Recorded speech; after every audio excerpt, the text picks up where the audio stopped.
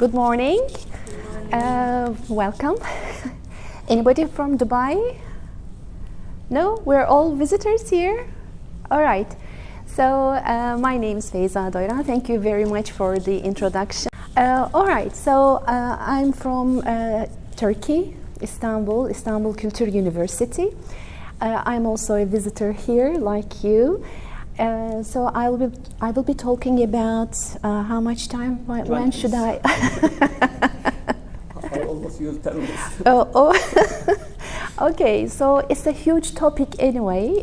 It is of course it won't finish in 20 minutes, but I just want to share with you some important points that I care about. I really like this topic. And in my previous keynote speech, I talked about especially how to use the language, how to use the words so that we can communicate and understand people in a better way. So today I would like to talk about beyond words, not the words, but beyond words. How can we be more aware of nonverbal communication skills? Yes, of course, we're using nonverbal communication skills all the time, but how can we become more conscious aware about this topic, and how can we use this with our learners and in our daily life communications, interactions with people?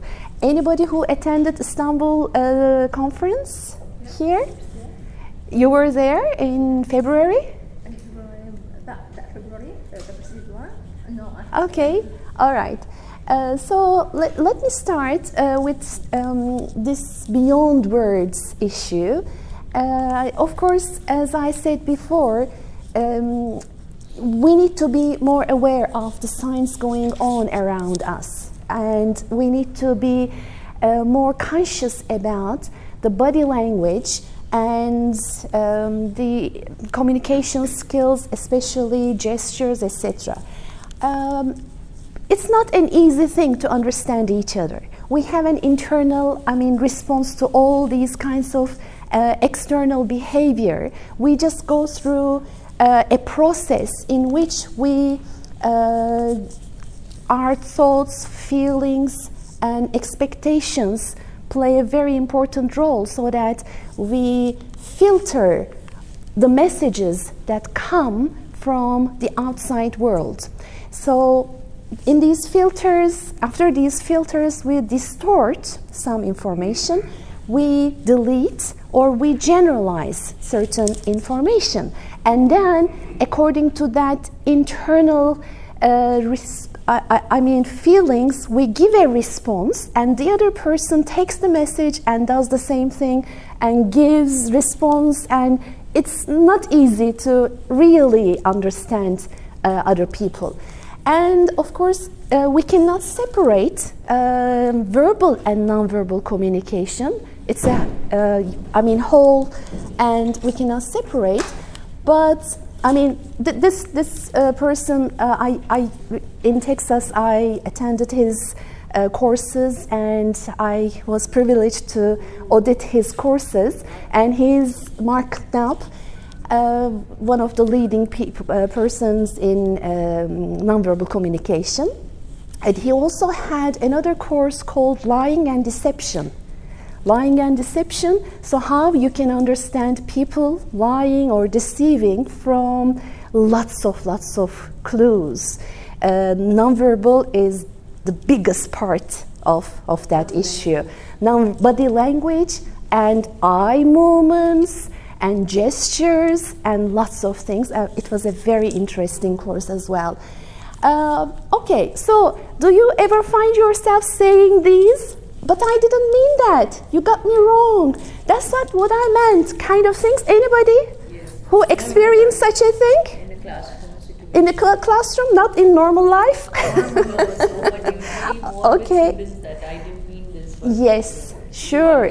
That Sure, in the classroom as well. So we are, even if we are using Indian, for example, with your friends, don't you ever experience this? Or in Turkish, we're using Turkish, the same language we're using, but we find ourselves saying, I didn't mean that, you got me wrong. So how come we cannot understand each other sometimes? So yes, words are important, but at the same time, language is the source of misunderstandings. As the author of Little Prince said, yes, we misunderstand each other because language and what it represents may be different for different people. And this is my famous quotation. I like it very much. Yes, words are like loaded guns. We're using the words and we sometimes hurt other people with the words that we use, or sometimes even more dangerous. A doctor uses a word, a parent uses a word, a teacher uses a word, a phrase, and some very dangerous things may happen, and children may get it wrong, etc. And things happen. We hear lots of stories like this. So yes, words are very important, but at the same time, even if we are not talking, we're continuously giving messages. We're continuously speaking, communicating. Our body, I mean, all paralinguistic issues, everything just give a message to the other person. There are some speech-independent gestures. Is this the same in each culture? What does this mean?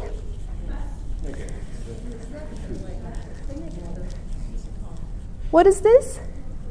No? Failure. Okay, down, failure. So, something negative. All right. Yes, if I just use this or this, you will understand what I mean from very far behind. You can understand that after an examination, the child just does this, and the parent will understand, or maybe this. Victory. All right. So, of course, there are some culture-specific gestures as well. It's another huge topic to talk about, but very important. We sometimes visit different countries, and if we are planning to spend more time there, we need to learn about the different body language and gestures as well. Otherwise, we may find in a business meeting, for example, we may find ourselves in difficult situations. So yes, it is very important. We use facial expressions and lots of things. Even doggy language, even dogs or cats, they have their, anybody who owns a dog here? A cat? Dog, yes? I mean, the body language of a dog gives you some messages, right? They talk, but they don't use the words. All right, and for feelings, for communicating feelings and attitudes, Mehrabian's very famous work said, meaning of the words just 7%, paralinguistic issues 38%, and body language 55% when we are communicating feelings to the other people. So, okay, we use words, but only 7% of importance actually what the word means. That's why, again, it's very important. So, what I say or claim today is we cannot not communicate, and sometimes we are not aware of what kind of messages we give to the other people, and sometimes we misunderstand the other people depending on their nonverbal communication. So how can we be more aware of these? So yes, it's not what we say, but how we say it. Sometimes, for example, years later you see a friend or a colleague, and she says, for example, I remember at the seminar you said this and that. These are not my words. I didn't use these words, but she got the feeling, she got the message and reverbalized that and telling me. And I'm saying, okay, really? Are you sure I told you so? Yes, you said so. It's not my word. I have never used that word. So yes, how we say, or the feeling. People remember the feelings, not the words, but the feelings. All right, so famous saying, actions speak louder than words. How can we be more aware, consciously or unconsciously? Yes, we speak to the unconscious minds of the other people. Let's be more conscious about this. You know, unconscious is like a container, and we have lots of feelings, emotions, resources, and with certain messages, for example, we trigger different feelings. Let me ask you this. Now, how can we bring something into our consciousness? How can we be more aware of certain things? Let's talk about this traditional learning path. What are the stages of a traditional learning path? Any idea? Of course, we know we're all in education, but what I mean is in terms of consciousness level. All right, unconscious incompetence. So this is what we want to achieve, unconscious competence. What do we mean by this? These are the baby steps of traditional learning paths. So for example, if we want to change a habit or develop a new habit, or which one is easier? Change an old habit or acquire or develop a new habit, learn a new habit? Which one is easier? You learn a new habit. New habit. Okay. Okay. Because you cannot make an old dog learn new tricks. Okay, yes. I will show you an example of this. So this stage is what we want ourselves or our learners to come to. Unconscious competence means, for example, anybody who is good at communicating with children here. I'm very good at communicating with children, for example. Anybody who says this? Mostly, yes, I'm sure. All right, so what do you do so that children are drawn to you? You do certain things in the correct way. Unconsciously you're competent, and you do the right thing so that maybe you use their language. You go down to the same levels, eye contact, etc. These are the things you unconsciously do, and you're competent, but you don't know what you're doing. It's like driving. So unconscious incompetence means when you remember when you didn't know how to drive, you didn't know, and incompetent and unconscious.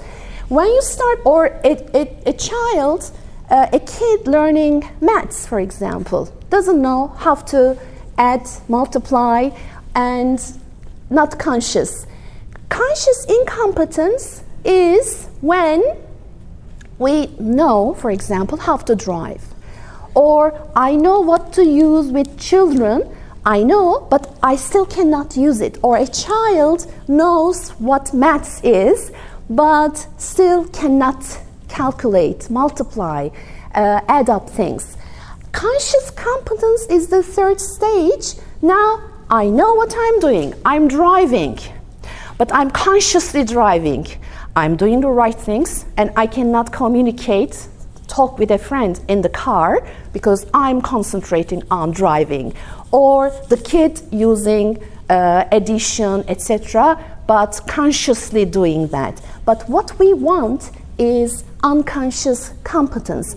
All of a sudden, I remember I was driving and I was talking with my friends and I was doing the right things. I didn't realize how I started the car, and started going. Or the kid goes to the grocery, buys things, and then just gives the money. Just calculated things. All right, so this is what we want for learning. So anything for mastering or understanding how things go, we need to bring it to our conscious level. And the more we practice this, the better we become. And mastery, the more practice, yes, mastery.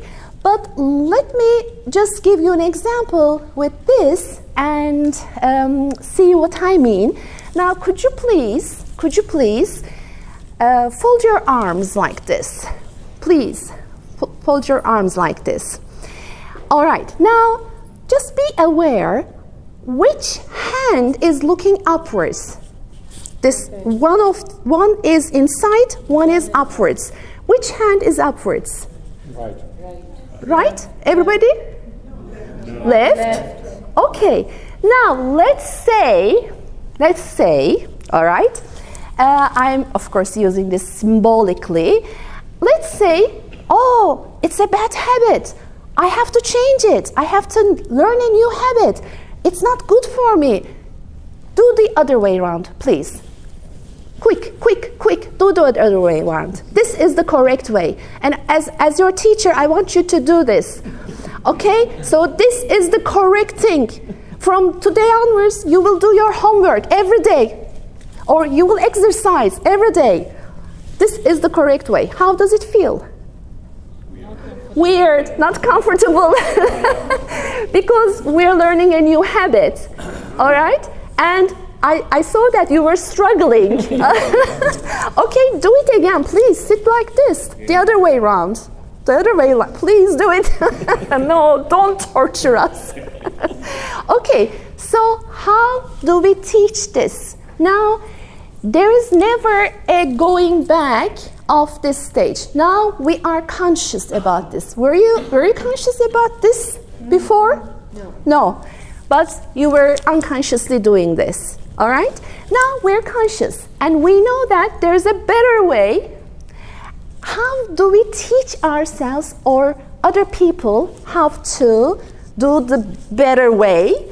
So first consciously, the more we repeat, practice, the more it will become like reading the body language of other people, as in that example. Now, just small steps. When I said do the other way round, it was difficult, right?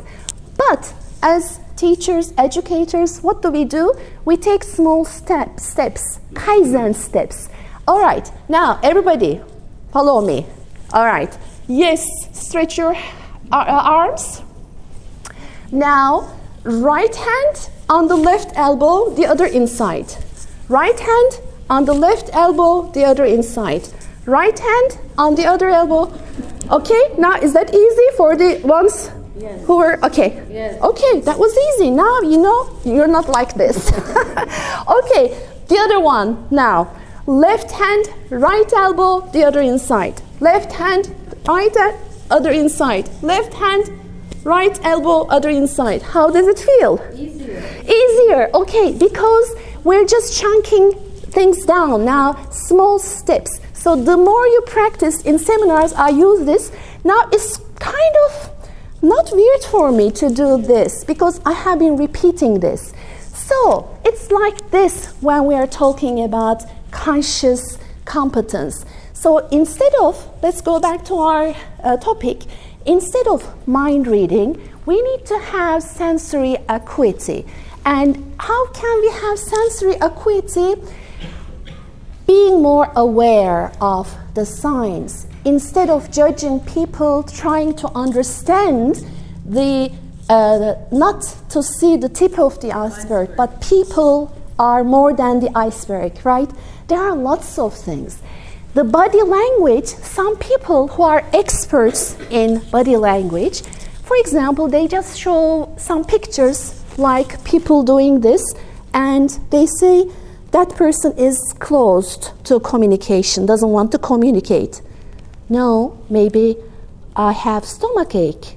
Maybe I'm freezing. So if we're talking about human beings, then we shouldn't be just judging. This can give me a message. Me doing this can mean something, but you can never be sure. All right? So yes, we have lots of functions of nonverbal communication: semantic, syntactic, pragmatic, dialogic, etc. But we repeat, we contradict, substitute for, complement, accent, regulate verbal behavior. For example, while giving directions, go straight ahead. I'm repeating what I'm saying, all right? Or contradicting. I'm not nervous, Ferit Hocam. I'm not nervous, I'm okay. All right, so, or a mom yelling at the child at an angry voice. Of course I love you, after kind of punishment. All right, punishing the child, but at the same time saying, of course I love you. So when we have contradicting messages like this, research shows that people care more about nonverbal issues, paralinguistic issues. Although we say, I love you, the voice says something else, and that's more important for the other person. Or we substitute, like, we don't say anything, but I've had a terrible day kind of facial expression will mean, you will understand that. Complementing, yes, to elaborate on, for example, what does this mean when I'm talking? I'm elaborating on something, all right? Or accenting, just like in written language, we italicize or we underline certain things, and this is very important, all right? In learning, in teaching, as educators, we use this a lot. Even silence means something. When you just, in classroom management, instead of just shouting, if you remain silent, then that gives a message, and the huge place, the huge classroom, all of a sudden starts silencing, becoming quiet. Okay, when emotions are primarily expressed by facial expressions, body often carries the most accurate indicators regarding the level of arousal. And regulating, you regulate your speech with body language, and research again says that relatively minute changes in these regulatory behaviors, like interruptions, pauses, or unilateral topic changes, for example, resulted in sizable variations in how competent a communicator was perceived to be. So teaching people, like politicians, they are trained in nonverbal communication skills. They know how to use the body language and the eye contact, for example, and anchoring things, for example. Okay, and nonverbal channels carry more information and are believed more than the verbal band, and that visual cues generally carry more weight than vocal ones. A very important topic for creating rapport, you can use the body language consciously, but later on it will become unconscious competent. First, at a conscious level, when you start using this body language for creating rapport with other people, with your learners, etc., it will feel weird because you're not naturally doing it. Like if I'm at a business meeting, we're talking and I'm consciously doing things, it's not natural for some time, but later on you will see that it will become a natural part of you the more you repeat in that example. Matching and mirroring, pacing and leading, anchors and eye accessing cues. Quickly, I will just mention matching and mirroring.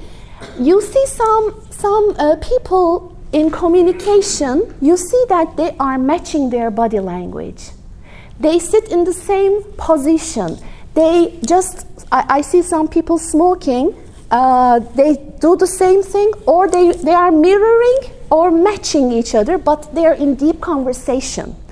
Even minor things like playing with the hair, and the other person starts playing with the hair unconsciously. Good communicators do this, but we want to do this consciously now, so that we create rapport. Of course, what do we match? We match posture, we match facial expressions, eye movements, even breathing. Someone comes very excited and sharing something with you. You know, what happened today? Breathing, surface level. All right, no, you know, I want to share something with you. So you want to catch, create rapport. So how do you catch this person and then pace and lead to calm down? You like this. If I come to you and say, Ferit Hocam, you know what happened today? What happened? Oh, you really don't want to share anything, and you stop. Okay, it's not important, you say. But if he says, yeah, what happened? Tell me, please. No, you know what happened? Tell me, please, what happened? And then he takes this, catches this, and starts, oh, okay, please calm down. Oh, really? Then what happened? And I start calming down. He caught me, and then he's catching me, pacing me, and leading me to an altered state, to a calmer state. Even voice tone, all right? So people unconsciously care about these, and then they say, it's very, I feel comfortable talking to you. I want to talk to you for hours. What makes this? Or the same topic a teacher teaches, you love that teacher, and the other teacher, there's something missing. Boring. Pygmalion in the classroom. You know that topic? 2 minutes, I will finish. Pygmalion in the classroom, very nice research, very old one, but people after 25 years, 35 years, they conducted research again. This is basically, Pygmalion in the classroom is this. When someone tells me, before I go into 2 different classes, they tell me that one class is full of low achievers, one class, high achievers. Sorry, but one class is like this, the other is, okay. And then teacher goes into the classes, and she's videotaped. She goes into this class, and she knows she has low expectations from this class, and the body language, tone of voice, enthusiasm, everything, or acknowledging is different, all right? Okay, today I want to talk to you about nonverbal issues, but it will be difficult for you, kind of, okay? But this class, oh, high achievers, hey! You see how my brilliant students, okay, now today I will talk with you some important issues, leaning more, more acknowledging, more enthusiastic body language. So, and later on, you know what happened? Later on, this class scores, their scores were lower, and this class scored higher in the test. But later on, they told the teacher that there was no difference. So this is the Pygmalion teacher, Pygmalion in the classroom. So yes, low expectations and high expectations, and how it just shows in the body language. So we need to be very careful about individual learners. Just think about individual learners. And okay, so yes, you pace and lead. And most effective salespeople, most effective leaders, politicians use body language effectively. And of course, salespeople, I also attended this persuasion engineering course, and you can sell anything to anybody. Matching, pacing and leading. But of course, when we are talking about these issues, we say effective meaning genuine interest, not selling anything to anybody, or like politicians do, okay. But it's very important to use them in a genuine way and be interested in the other people. And anchors, yes, we're setting anchors all the time. In the classroom, I can be an anchor, or you can just have lots of negative anchors. At home, for example, you may have an object which may remind you of something very positive a friend gave you, or for stage fright, or for public speaking. You know, I had my radio programs, and with the microphone, or whenever I went on live, I was nervous. Then I anchored this microphone as comfort, relaxation kind of anchor I gave it to. All right? So whenever I took this microphone, all of a sudden, I just calmed down. And another anchor, a student is entering an exam, you can just say, okay, this is my lucky watch. Use this watch in the exam. I did this to a student. Whenever I use this watch, I was very successful. Why don't you use it in the exam? And next time, she asked for the watch again. She said, can I use the watch again? Because it was also my lucky watch. I'm not saying that we make other people dependent on certain things, but just as a parent, for example, you can just say, Hocam, can I touch you?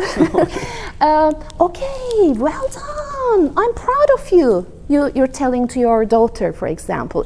Next time she's successful, I'm proud of you. And then next time, I'm proud of you. And the big day comes, university entrance exam, and you don't have to say anything. That's it. It triggers the feeling because you have already anchored it. All right?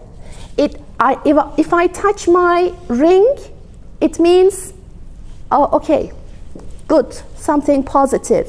Or if the parent does this, you anchored, you trigger, all right, he's proud of me, I can do it. Okay, so yes, you can just set anchors.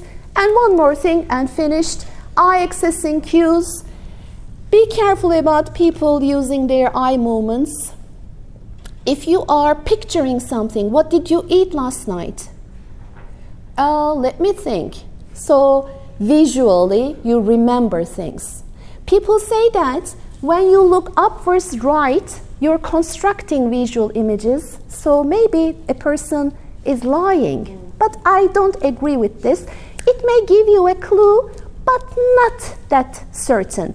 All right, constructing or remembering audio messages, okay?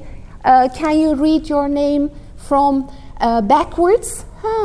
So listening. And internal dialogue, feelings come from, sometimes you see people who are walking and looking downwards.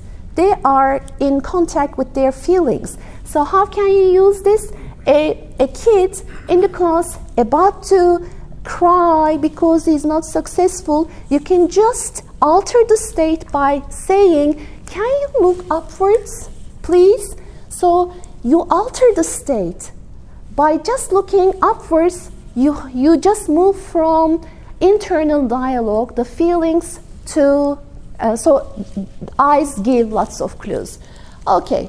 So, yes, Your Face, My Dane is a book where man may read strange matters, Shakespeare, and he speak not yet, there lies a conversation in his eyes. I understand a fury in your words, but not the words. All right, Shakespeare, my favorite.